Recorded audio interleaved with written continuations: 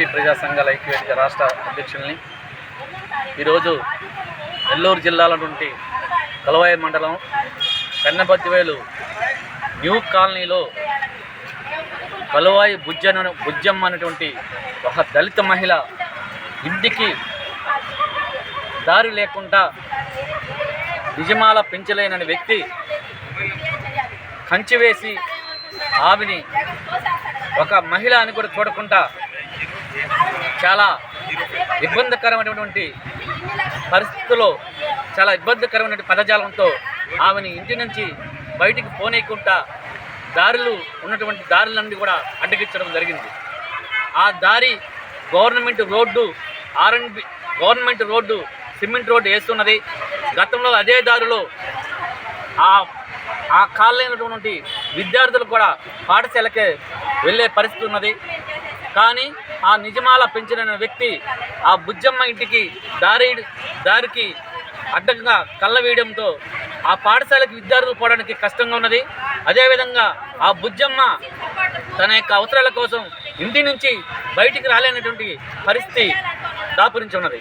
దీనిపైన కలవాయి మండలంలో ఉన్నటువంటి మండల అధికారులకు, రెవెన్యూ అధికారులకు, మండల డెవలప్మెంట్ అధికారులకు, పంచాయతీ సెక్రటరీ గారికి, రెవెన్యూ సెక్రటరీ గారికి, స్థానిక పోలీస్ స్టేషన్ కూడా తన యొక్క గోడును విన్నవించుకోవడం జరిగింది.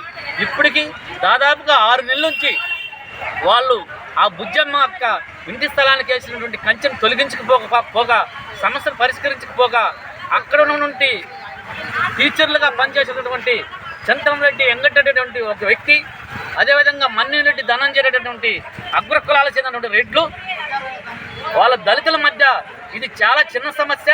ఒక నిజమాలు పెంచలేనటువంటి వ్యక్తి దారిని అడ్డగిస్తే దాన్ని తొలగించకుండా వీళ్ళిద్దరూ వాళ్ళ యొక్క రాజకీయం కోసం వాళ్ళ వృత్తిని కూడా పక్కన పెట్టి వాళ్ళ రాజకీయం చేస్తూ చిన్న సమస్యని చాలా జటిలమైన సమస్యగా చేసి ఇప్పటికి కూడా ఆ దళిత మహిళకు దారి లేకుండా ఆమె చాలా ఇబ్బందికరమైనటువంటి పరిస్థితులకి నెట్టబడే విధంగా చేస్తున్నారు. దీని మీద మేము ఈరోజు కలెక్టర్ గారికి విన్నవించుకోవడం జరిగింది.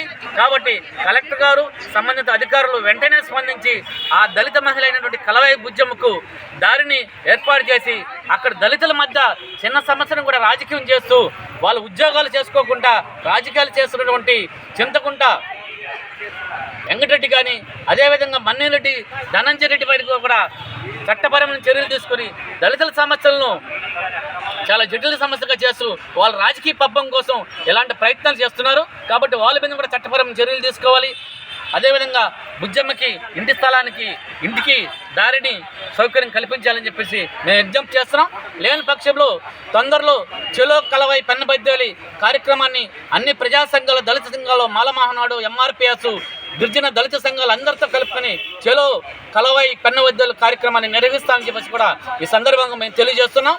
కాబట్టి దీని వెంటనే కలెక్టర్ గారు జోక్యం చేసుకుని సంబంధిత అధికారులతో మాట్లాడి ఆ దళిత మహిళకు ఇంటి దారి సమస్యను ఆ కంచెని తొలగించి ఆమెకు దారి కల్పించాలని చెప్పేసి కూడా మేము డిమాండ్ చేస్తున్నాం, కోరుకుంటున్నాం. జై భీమ్, జై భారత్.